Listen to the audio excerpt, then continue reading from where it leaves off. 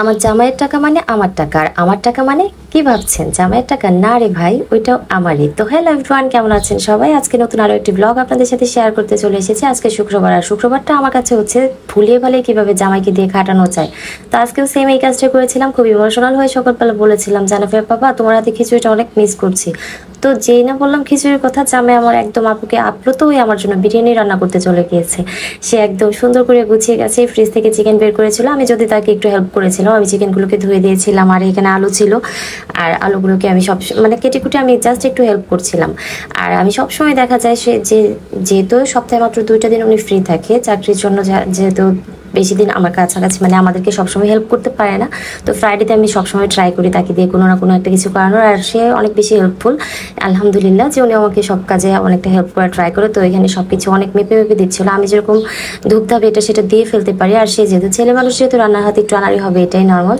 সে এখানে মাংসগুলোতে সব কিছু মশলা ভালোভাবে দিচ্ছিল, আর এগুলোকে খুব ভালো করে ম্যারিনেট করার জন্য রেডি করছিল। এখানে আমি সব কিছু বাটাবাটি আগে থেকে এগুলো রেডি করে দিয়েছিলাম। আর সে খুব ভালো রান্না করে, আর ওনার বিরিয়ানির হাত কিন্তু অনেক ভালো, ওনার বিরিয়ানিটা অনেক বেশি টেস্ট হয়।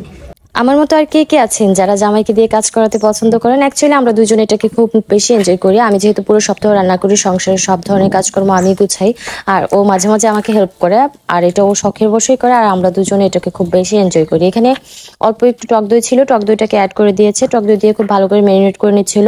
মাংসগুলোকে যেহেতু বিরিয়ানির মাঝে দিবে, যার জন্য একটু আগে থেকে ম্যারিনেট করে রেখেছে, আর ম্যারিনেট করার পরে সুন্দর একটা ফ্লেভার আসছিল। এটা দেখেই মনে হচ্ছিল অনেক বেশি মজা হবে খেতে, অনেক বেশি লোভনীয় হবে।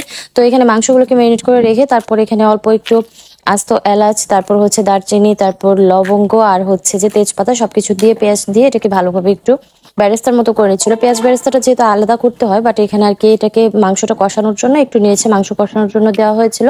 মাংস কষানোর জন্য দেওয়ার সময় আমার জামাই যেহেতু পুরো রান্নাটাই করছিল, আমি এখান থেকে পাশে দাঁড়িয়ে দাঁড়িয়ে একটু একটু ভিডিও করে নিয়েছিলাম। তারপর এখানে আলুটাকে দিয়ে ফেলেছিল, আর আলুটাকে দেওয়ার পরে মনে হচ্ছিল যে এগুলোকে ভাজা দরকার ছিল, তারপর আবার অন্য ফ্রাই প্যানে নিয়ে সেগুলোকে ভাজার জন্য দিয়েছিলাম। আর মাংস কষানোর জন্য পুরোপুরি দিয়ে আমি এখানে ওয়েট করছিলাম কিছুক্ষণের জন্য। তারপর এখানে চাল ভাজার জন্য রেডি করছিল। আনাবের পাপা খুব ভালোভাবে চালটাকে ভেজে নিয়েছিল।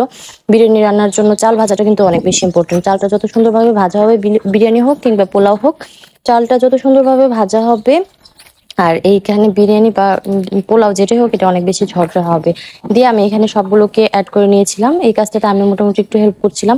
এখানে চিকেন, তারপর আলু, তারপর যে চাল ছিল সবগুলোকে অ্যাড করে দিয়ে এগুলোকে ভালোভাবে মিশিয়ে নেওয়া হচ্ছিল। তারপর এখানে পরিমাণ মতো পানি, আর বিরিয়ানি হোক আর পোলাও হোক সেখানে কিন্তু একই পরিমাণ পানি দিতে হয়। পানি দিয়ে এটাকে আমরা রাইস কুকারে বসিয়ে দিয়েছিলাম। আর এই হচ্ছে আমাদের ফাইনালি বিরিয়ানির লুক। আর বিরিয়ানিটা দেখতে যতটা ডিলিশিয়াস হয়েছিল, খেতেও কিন্তু অনেক বেশি মজা হয়েছিল। আমরা সবাই অনেক মজা করে খেয়েছি।